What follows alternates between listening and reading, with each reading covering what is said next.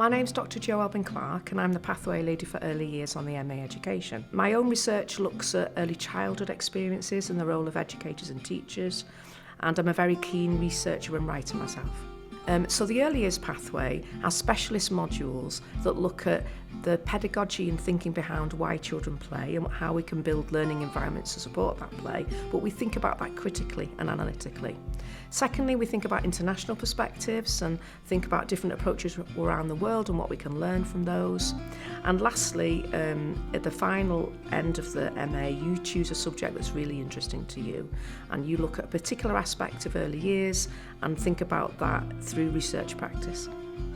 The programme is intended for anybody who works or has a role within early childhood. So say, for example, a teacher working with a nursery or reception class or Key Stage 1 teacher, but it also can apply to people who work in before school clubs, after school clubs, private day settings, children's centres, social care perhaps, advisory roles.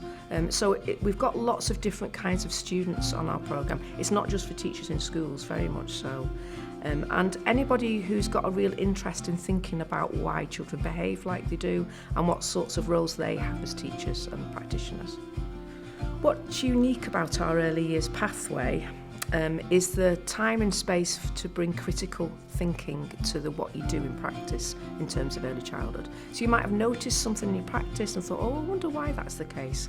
And then our pathway is a place to come along and think about that in terms of theory and practice, and also listen to colleagues and their sort of thinking, and a real safe space for thinking and criticality and getting to know more about this subject.